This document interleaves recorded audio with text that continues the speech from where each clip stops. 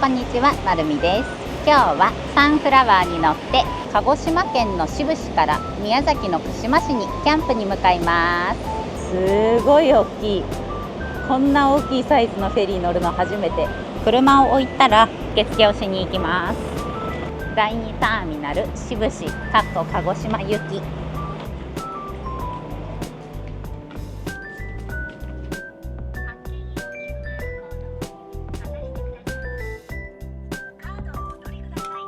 船に車で乗り込みます。おー、揺れる揺れる。へ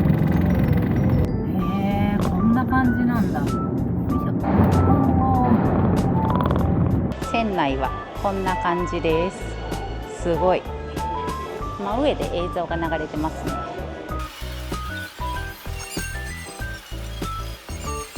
今日のお宿はここ。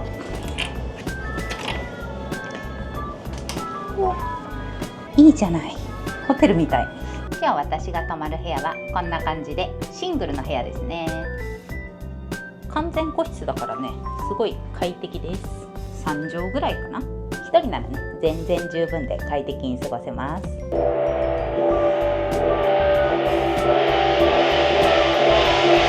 き始めましたね。あ、すごい、みんな手振ってくれてる。バイバーイバイバーイ。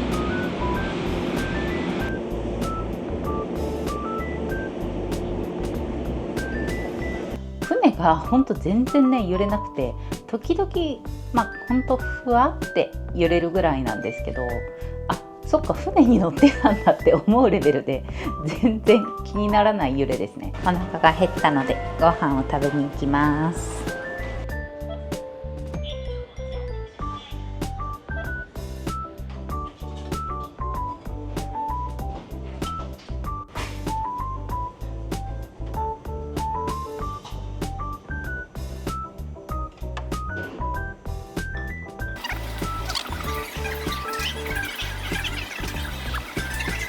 ごちそうさまでした。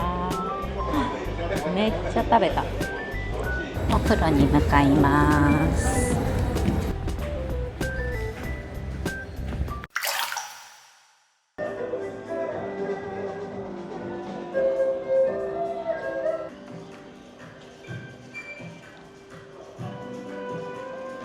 ご飯食べてお風呂入ってプロジェクションマッピング見て、最初フェリーの中ね暇なこと多いだろうなって思って動画とかめちゃくちゃいっぱいダウンロードしてきたんだけど、意外とね楽しいことが多くて時間がねあっという間に過ぎましたね。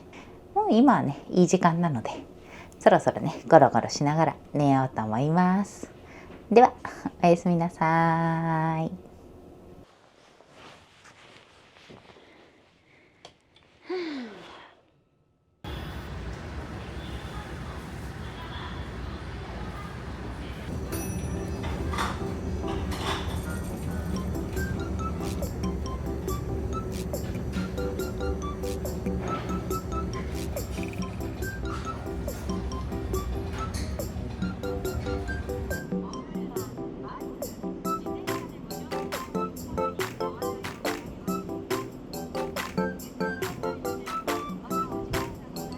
今片付け全部終わって忘れ物もなしです。じゃあ車の方に向かいます。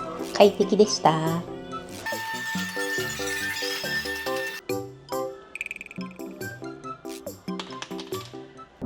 し、宮崎に出発だ。これはこっちでいいのかな。オッケー。今からね道の駅に向かいます。よし、やっと下船。今から宮崎県の串間市に向かいます。道の駅串間でね買い物とご飯を食べてキャンプ場に向かおうと思います。初の鹿児島からすぐ宮崎。この志布志港から宮崎の串間市がもうほんとね隣り合わせなのでね、車でだいたい25分ぐらいで道の駅串間まで行けます。楽しみ。ようこそ宮崎へ。宮崎県に入りました。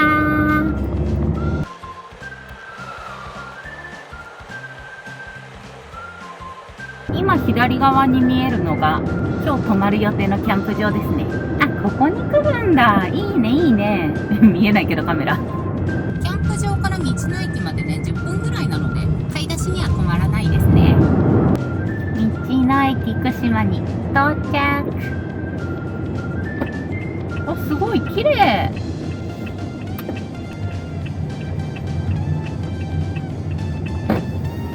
あ、すごい綺麗綺麗。道の駅串間に到着です。なんかクリスマスツリーみたいなモニュメントがあります。全体的にかなり広いですね。こっち側にお寿司屋さんがあります。今朝10時なんだけど結構人がもういますね。よし、じゃあ早速中を探検に行きます。これは絶対買おう。さつまいもスティック。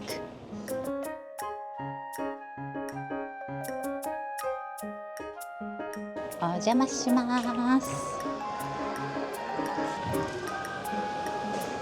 魅力的なものばっかり。美味しそう。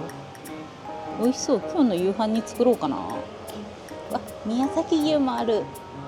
この時期にみかんが売ってる。串間さん。バナナも可愛い。なんかムチムチしてる。バナナ取れるんだね。このヘベスが気になる。宮崎県串間さんのヘベス。果汁 100% 取って買ってみよう。すごいグアバ売ってる。ガーバ発音がわかんない。これもね、道の駅串間売店のみの取り扱いだそうで限定におい買っちゃおう。ホテル食パン。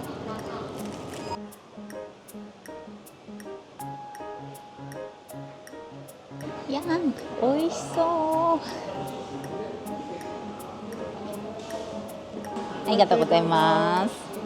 お昼は海山食堂で特製ぶりだしそばです。あ、美味しそう。串間市はね、ブリが有名なので今日ねキャンプでもブリで料理しようと思うんだけど、ぶりだしのおそばだって楽しみ。朝ごはんあんなにフェリーの中で食べたのに全然もうお腹減ってる。自分の食欲が怖い。いただきます。おー、美味しそう。あ、美味しい。味はねしっかりついてるんだけど優しい味でねすごい食べやすいです。癖もそんなになく。私はね生魚系をお刺身とか食べると高確率でお腹壊すからあんまり食べないんだけど、ブリの丼物とかね結構あって海鮮好きな人はねそれ絶対食べる方がいいと思う。美味しいと思う。ちなみにこれはね揚げじゃなくてさつま揚げだね。ごちそうさまでした。美味しかったです。このブリサラダ丼とかブリ漬け丼とかブリ丼とかお刺身ね好きな人はこういうのもおすすめです。スイートポテトフライを買います。串間の味。いやー美味しそう。バス停もあるからバスでも来れるみたいです。本数はこんな感じ。奥にねドッグランもある。道の駅でドッグランあるのすごいね。これだったらフェリーでワンちゃんと一緒に来てここで遊んでっていうのもできますね。この一見ただのベンチに見えるベンチがかまどベンチ。災害時とかにこのベンチが要はかまどになって煮炊きできるみたいです。わあ、よく考えられてるな。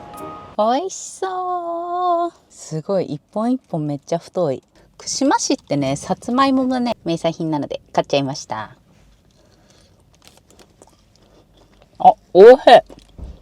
揚げたてでしかもすごいホクホクしてる。バターの塩っぽいのとさつまいもの甘さでねめちゃくちゃ美味しい。今時間が12時ちょっと前でチェックインが1時なんですけど、今回ねフェリーで来たからカセットガスを持ってこれなかったので、その買い出しとかあとはちょっとキャンプで使うものをねスーパーとか行って買いに行こうと思います。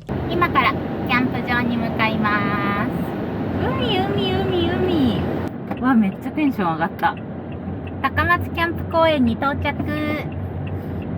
受付に向かいます。受付でね網とかシャンプーも売ってる。で洗剤とかあとガス缶とか着火剤も売ってますね。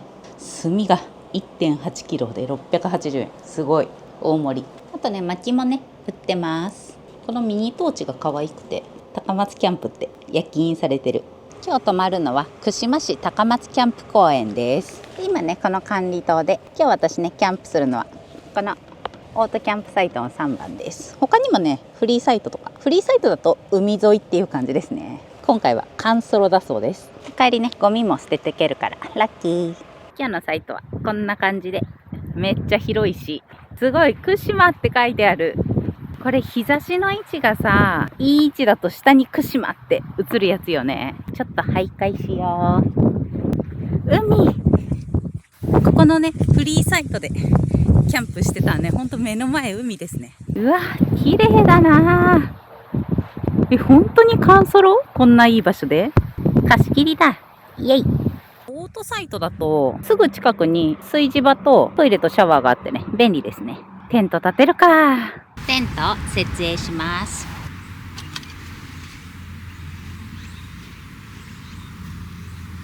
持ってくるテント間違えた。ライダーズバイクインテントでパンってワンタッチで手軽にやろうと思ったら、ライダーズワンポールテント持ってきてた。ちゃんと立てなきゃ。やけに軽いと思ったんだよね。まあいっか。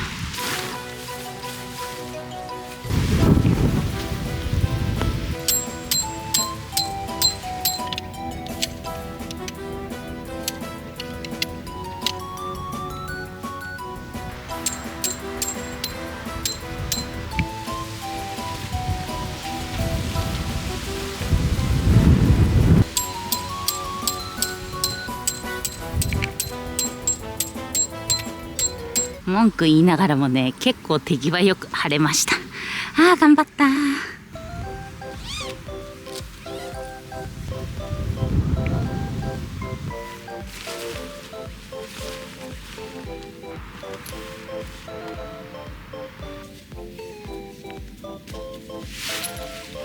設営完了。すっごい汗かいたけど無事立てられました。このテントね初めて買ったテントなんだけど、久々に立てたけどなんか昔より綺麗に立てれてる気がする。ちゃんとパリッと晴れてる。あー頑張った。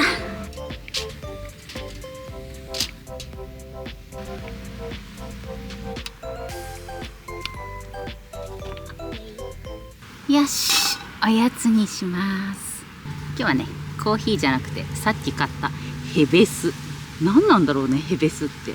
果汁 100%、 柑橘系かなって勝手に思ってるんだけど、せっかくならねこれ串間市の名産品で、遠出した時はそこのエリアのものを飲んでみたい。焼酎とか炭酸で割ると美味しいって書いてあって、比率が分かんないんだよな、どんなもんか。多いのかな。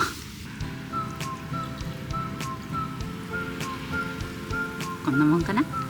いただきます。酸味がね強くて今めっちゃ嬉しい。汗だくで今さっぱり系がねありがたい。美味しい。マンゴーシュークリーム、さっきの道の駅で買ってきちゃった。やっぱね宮崎って言ったらねマンゴーよね。ただねこの串間市は日向夏とか、あとさつまいもとかぶりとか名産がねすごいたくさんあるんですよ。あとマンゴーもねもちろん入ってて。いただきます。めっちゃマンゴー美味しい。生クリームとカスタードクリームとマンゴーの果実めちゃくちゃ美味しい。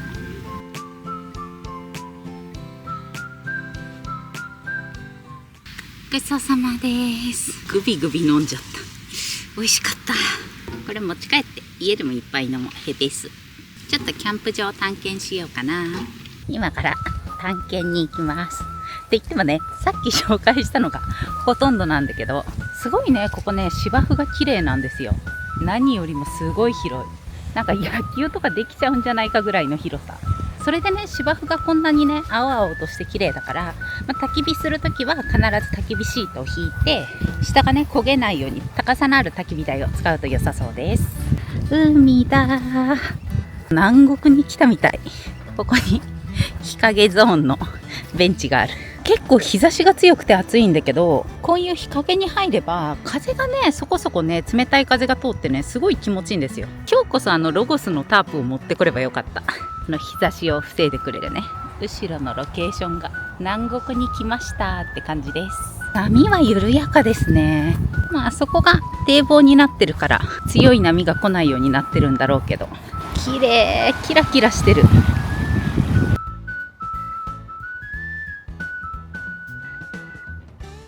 もうねお昼も食べたしおやつも食べたし、いつも通りね昼寝をする時間なんですが、せっかくね宮崎まで来てお昼寝でね時間を消費しちゃうのはもったいないから、素敵な景色を見に移動しようと思います。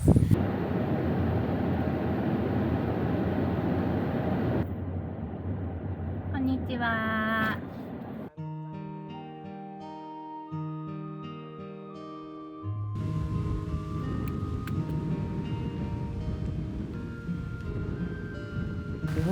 馬がいっぱいいる。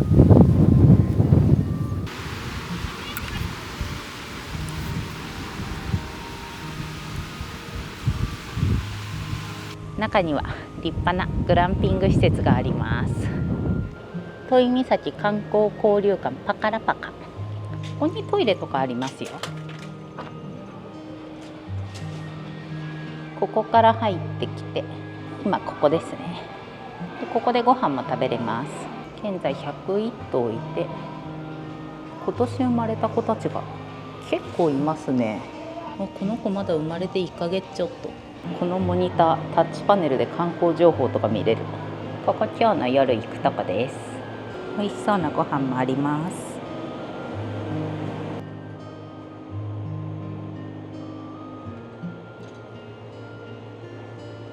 ここのレストランからだとタイミングによってはね、お馬さん見ながらご飯もできます。こっちにトイレがあって、ここに都井岬灯台が見れる。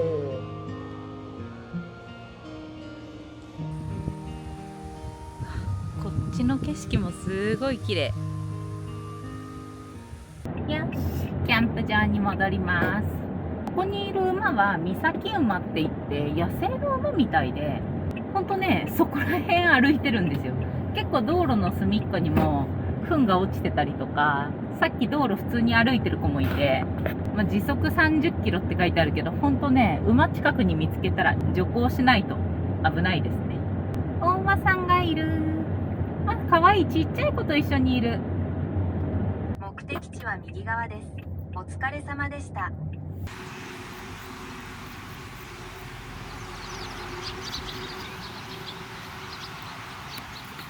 夕方になってね、日が弱くなってきたから、だいぶキャンプ場が快適になりました。細かい薪結構あるな。そんなに薪割り頑張らなくてもちょっと割れば大丈夫そう。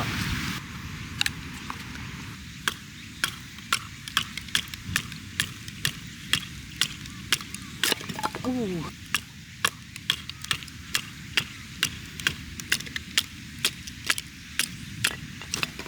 日はね着火剤があるけど、もうできるだけ細かく割って火が消えそうになった時にねすぐ復活できるようにしときます。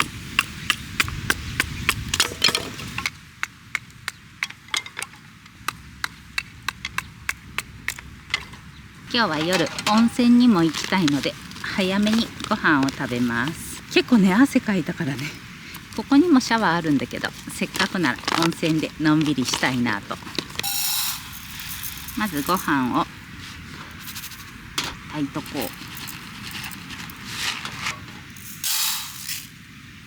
う。これは無洗米じゃないから研がなきゃダメね。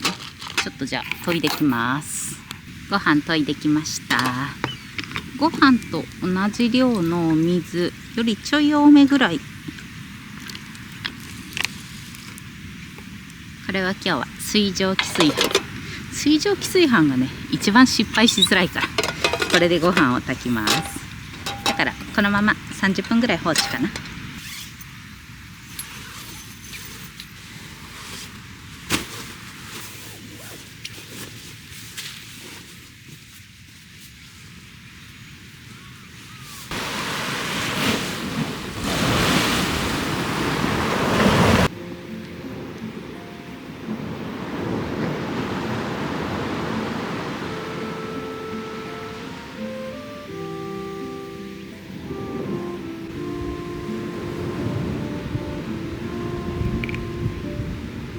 今ね夕日が沈んだので、この辺りね今日寒空だから真っ暗になりそう。街灯もねあるだろうし、目の前ね高さある場所に道路があるから、多分ライトが光ってそんな真っ暗にはならないかなとは思うんだけど、誰もいない。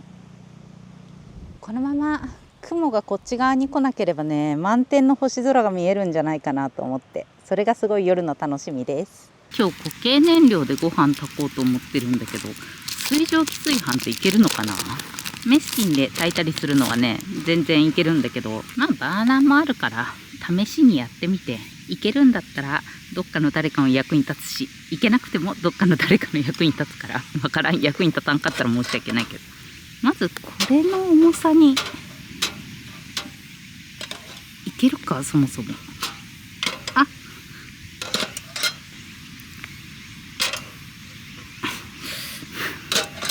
おっと、まな板引けばいけるか。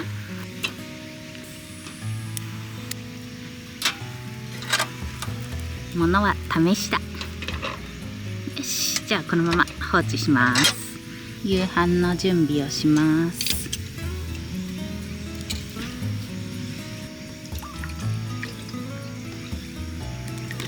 まずお湯を沸かして、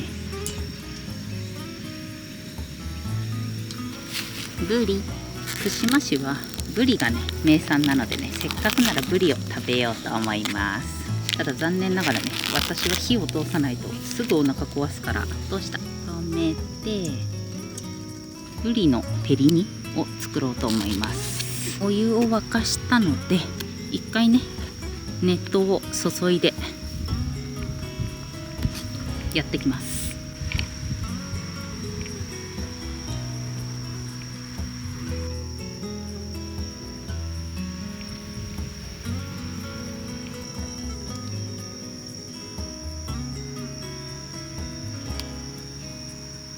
炊けたかな。緊張の一瞬。あ全然ダメ。どうしようどうしような。やっぱ固形燃料じゃダメか。熱湯をかけてきたブリを、本当はキッチンペーパーがいいんだけど、キッチンペーパー持ってきてないから、ティッシュで水分を拭いて貼り付きませんように。ちょっと貼り付いてない。オッケーオッケー、貼り付いちゃった。よいしょ。片栗粉をまぶす。見栄え悪すぎるけど粉がね飛ぶので、ゴミ袋の上で粉かけます。ご飯をこっちで炊いて、ブリは固形燃料でやればいいんだ。オッケー。なんでもボックスの木の板があるじゃない。よし、よいしょ。サイズがでかいなあ、ちゃんと熱くなってる。オッケーオッケー。でごま油をひいて、ちょっと油多かったかな。多かった気がするまあいいかいいかまあしょうがない。もう敷いちゃったもんは敷いちゃったから。ブリを焼きます。あ、音鳴らない。もうちょい待とうかな。結局音鳴ってないじゃん。まだ暑さが弱いんかな。でもちょっとだけジュージューしてるからいけるかな。いっちゃえ。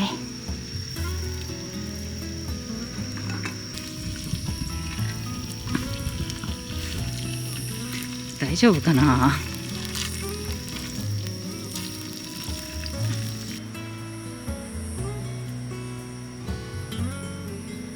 もうできたかな。お、炊けてる炊けてる。よし、このまま蒸らしちゃおう。そしたらガスバーナー使える。生焼けのブリの照り焼きとはおさらば。あー、火力が全然違う。嬉しい。お、すごいふっくらしてる。これをどうやって味付けするかというと、じゃん、焼肉のタレ。初めてやるんだけど、せっかくブリだったらブリの照り焼き作りたいなって思っていろいろ調べてて、醤油とかみりんとか大量に持ってくるのキャンプ大変だよなって思って調べてたら、この焼肉のタレ1個でちゃんとブリの照り焼きの味になるみたいで、まずかったら泣いちゃう。本当に大丈夫かな。匂いはね意外といい香り。まあ焼肉のタレの香りなんだけど、ちょっとこれで煮ます。ちょっと待って、ちゃんとブリの照り焼きになってる。美味しそう美味しそう。ご飯も炊けたはず。水蒸気炊飯だと焦げ付きとかないからさ、成功率が高すぎてめっちゃ好き。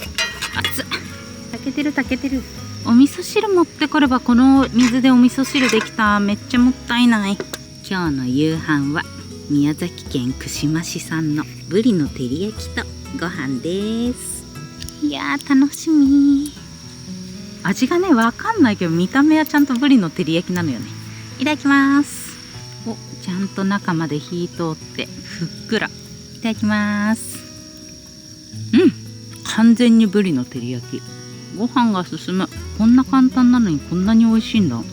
家でも作ろう。定食屋さん開ける味。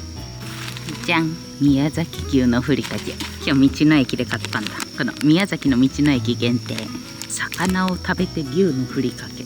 贅沢。美味しそう。美味しい。結構味がしっかりついてる。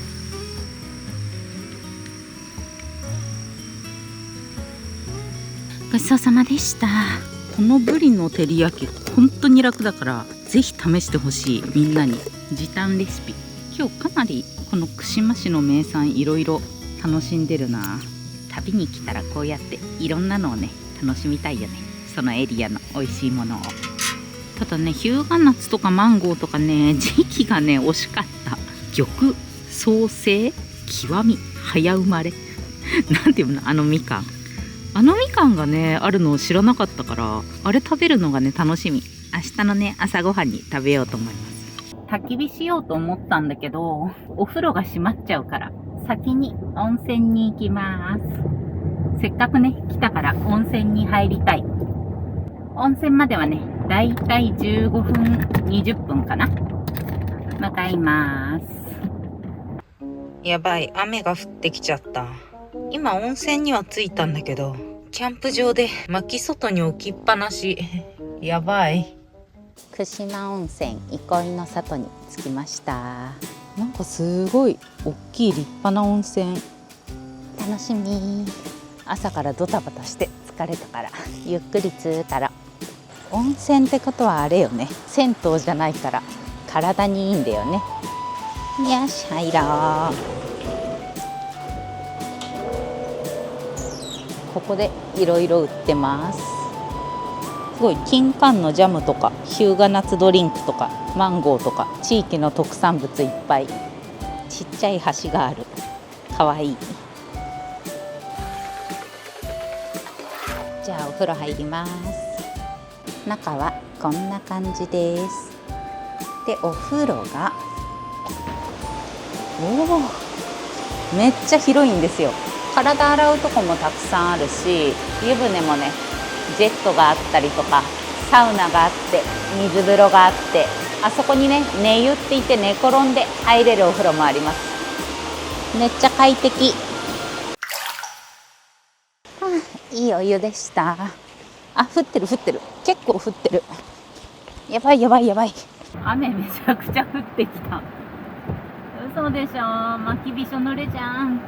キャンプ場戻ろう。今ね入ってきたお風呂の串間温泉憩いの里は泊まることもできて、お風呂もすごい広いからね良かったです。よし、キャンプ場の方は止んでるといいな。薪めっちゃ濡れてる。もう寝るか。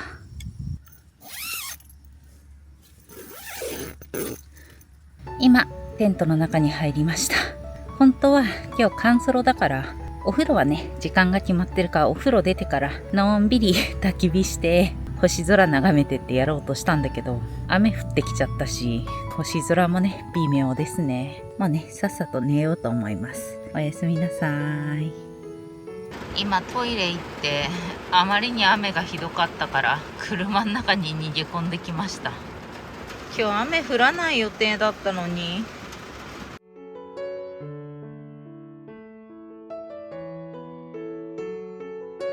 おはようございます。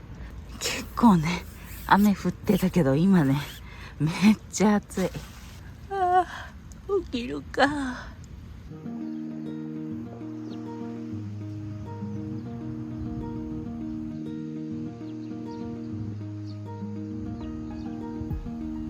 めっちゃ晴れてるうちに薪を乾かそう。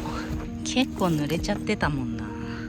家帰って干すまでに結構時間かかるから乾かして帰りたいけど、朝ごはんを作ります。昨日買ったねパン、そのまま食べても美味しいらしいんだけど、もう今回はねホットサンドやる気満々なのでホットサンドで作ります。めっちゃ熱い贅沢ホットサンド。収まるかな。よいしょ。でここにクリームチーズ。もうこれ絶対美味しい確定。本当はここにマンゴーか日向夏の予定だったんだけど見つからなかったので、玉草製みかん極みわかんないけどを使います。外側はすごい緑だけど中はね結構ちゃんとオレンジ色ですね。せっかくだから食べちゃおう。いただきます。適度な酸味とね甘みがねあって結構酸っぱ甘いあっさりした味。一応蜂蜜持ってきたんだけど、これだけでねなんか焼いてあったくなったら甘くなる気がする勝手なイメージだけど。よし、ギュンギュンほい。このパンね1枚だけ余っちゃって今食べます。私そのままで美味しいって言ってたから。あ、美味しい。ホテル食パンって名前なんだけど、名前通りほんとホテルに出てきそう。グアバを洗ってきました。あ、いい感じいい感じ。オッケー。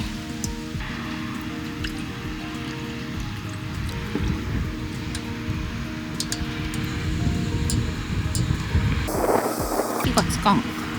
ライター見つかんないから諦め。今日の朝ごはんは玉草製みかん、ホットサンドとグアバとカフェオレになれなかった水をいただきます。いただきます。さっきのふわふわパンがカリカリパンに仕上がりました。みかんがねジャムみたいになった。美味しい。ただねやけど注意。めっちゃ熱い。みかん甘み増してる気がする。美味しい。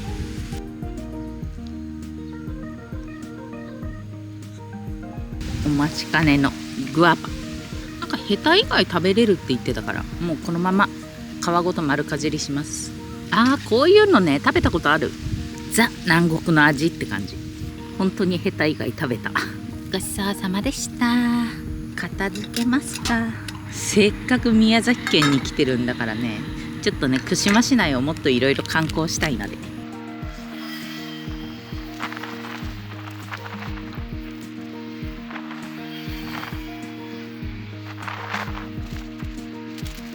最後にここの海の景色を楽しみます。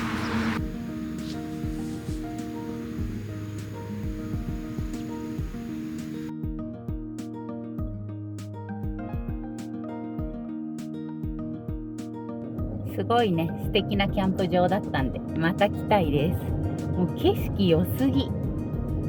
今日の夕方にまたフェリーに乗って大阪に戻るので、それまでね結構まだ時間あるんですよ。今ね時間が9時半ぐらいなのでこれからちょっとね観光とかご飯食べたりとか、もうちょっとこの宮崎県串間市を楽しもうと思います。なんで今からね三崎神社という神社に向かいます。また昨日来たところに来ました。お、鳥居が見えた。きっとあそこのはず。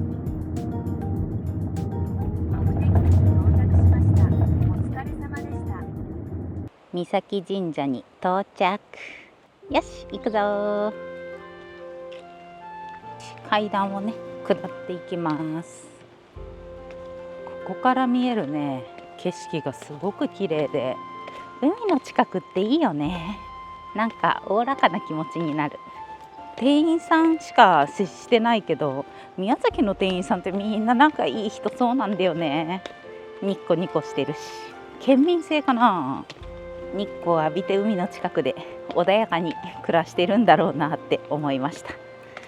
階段は岩の階段なので全然スニーカーとかサンダルで問題ないんだけど、ヒールが高い靴とかはちょっとやめといた方がいいかも。大変だから。川の水かな。これが流れて海に出てくんだろうね。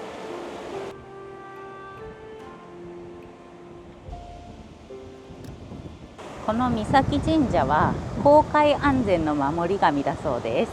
恋岬の沖合は黄金星をはじめ暗礁が多く、しばし船が遭難する海の難所です。それで沖合に行き交う船の乗組員はこの三崎神社に航海中の安全をお祈りしてました。そのお祈りを聞いてくださったのか、暗夜に船が暗礁のある危険な方向に進もうとすると、その方向から突然大きな音がしたり怪しい火が飛び込んだりして危険を知らせ、航海の安全を守ってくれたそうです。それらの出来事は三崎神社のお告げだと言われています。あんな高いとこに祀られてるんだ。ほら、こんな高いとこ。すごいな。じゃあ駐車場に戻りま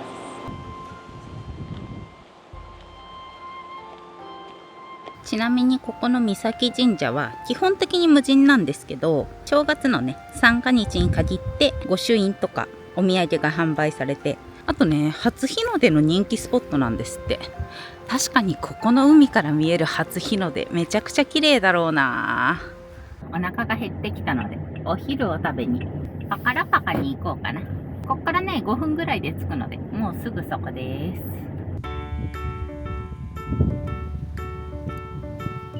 かわいい顔してる。奥にいるのがお父さんとお母さんかな。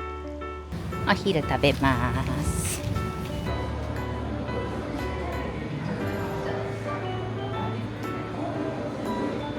本日のお昼ご飯は日向夏丼、ドリンク、パカラバーガー。これはね白身魚のベースのコロッケのバーガーです。ここから見える景色が最高で、じゃーん。ここにお馬さん歩いててくれたらもっと最高なのに。ちなみにこんな感じの席で優雅にランチします。いただきます。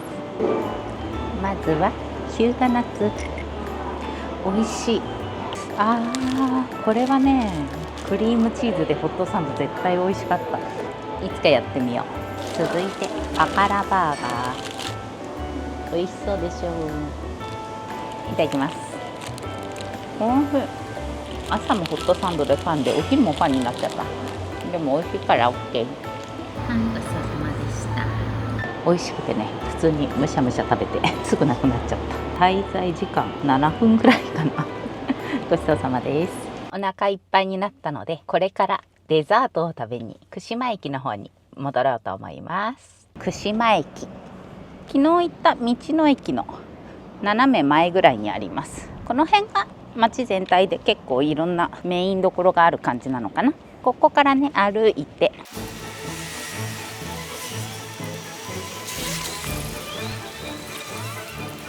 ここの泉町クレープでデザートのクレープをいただきます。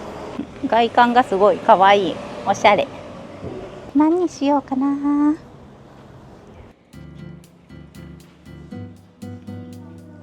ちなみに何がおすすめですか？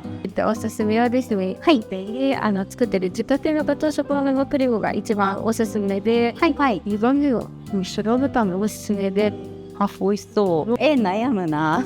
やっぱナンバーワンいただきますすごいおしゃれな白い空間。お、いいね。ガトーショコラめっちゃ美味しそう。いただきます。めっちゃ美味しい。なんかクレープの上にほんとガトーショコラのケーキ乗ってる感じで、クレープとケーキ両方食べれてる。2度美味しい。生地はねパリパリ系ですね。私好み。いいでしょう。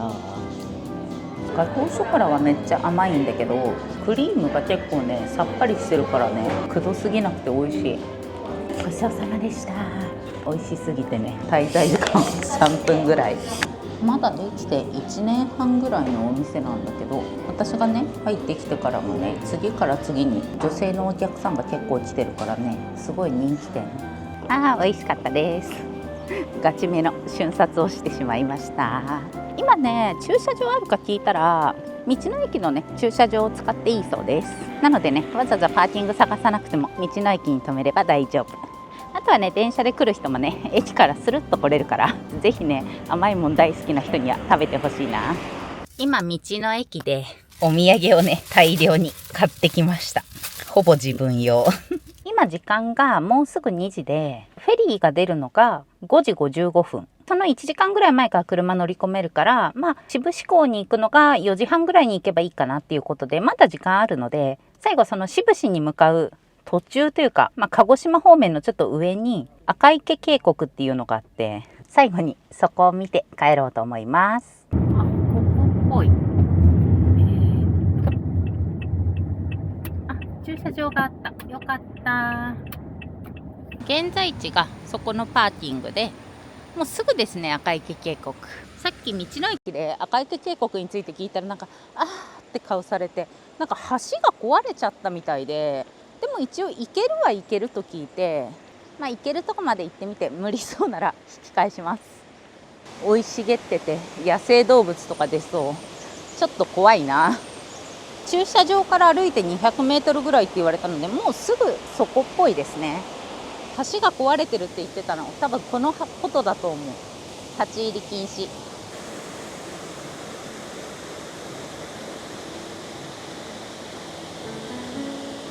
おー、すごい。めちゃくちゃ綺麗。これは橋の上から見たかったな。うわ、これ見れてよかった。目の前に神社があって、赤池神社って書いてある。よし、まだら。今車に戻ってきました。多分滞在時間15分ぐらいかな。すごい綺麗でわーってなったんだけど、観光してる人がね誰もいなくて、私一人だったんで、ちょっとねビビりながらサクッと見て戻ってきちゃいました。家族とかね友達とかと行く場合だったら、全然ねのんびりゆったり自然をね楽しめると思いました。ちょっとビビりだからね。ということで時間もねいい時間になってきたので、今から志布志港の方に向かってフェリーに乗ります。よし、じゃあ移動します。サンフラワー着いた。サンフラワー、サンフラワー。これに乗って帰ります。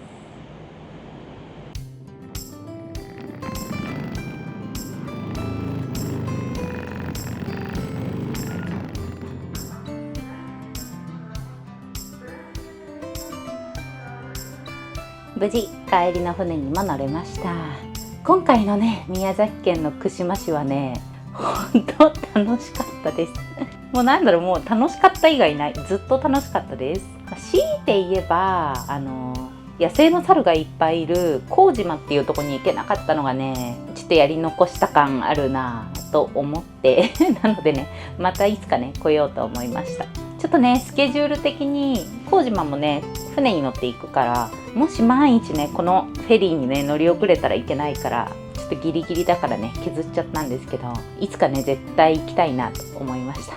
すごい街全体が店員さんとかも優しくて、宮崎の人ってあったかいなと思って、さすが南の方の街だなと思いましたね。キャンプ場の雰囲気ももう目の前海で本当に良くて、キャンプ場自体も新しいからすごい綺麗で広々として良かったです。やっぱね夕日が沈むとことか、昨日はね雨だったし満月でそこまで見えなかったんだけど、新月で雲もなければめちゃくちゃ星綺麗に見えるんじゃないかなと思いました。あと夜ね海から見えるね遠くに光る夜景もすごい綺麗でしたね。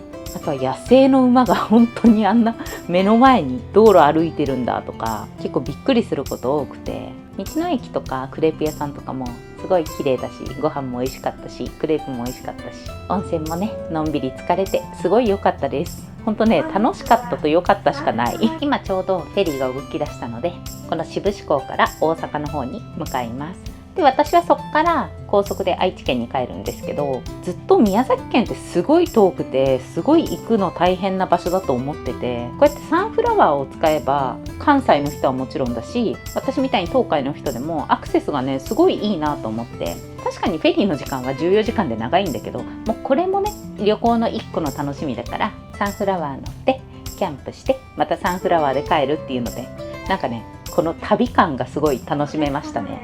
私の動画見てくれてる人たちはみんなキャンプとかアウトドアが好きだと思うんで、ぜひサンフラワー乗ってキャンプして都井岬行って馬見たりとか温泉入ったりとか神社行ったりとか道の駅やクレープ屋さんで美味しいご飯食べたりとか楽しめると思います。あと本当ね、アウトドア好きな人に串間市すごいおすすめだなって思ったのが、イルカと遊べたりとか、あとサップとか、海沿いの街だから海のね楽しいことがいっぱいあったんですよ。もう本当ね行ってほしい。私海大好きだから、いやもう本当大満足です。今まで宮崎遠いなって思ってた人たちはこれを機にフェリーに乗ってキャンプに行ってみてはどうでしょうか。おすすめします。すっごい楽しかった。旅行プランの参考になったら嬉しいです。ということで今回の動画はここまでです。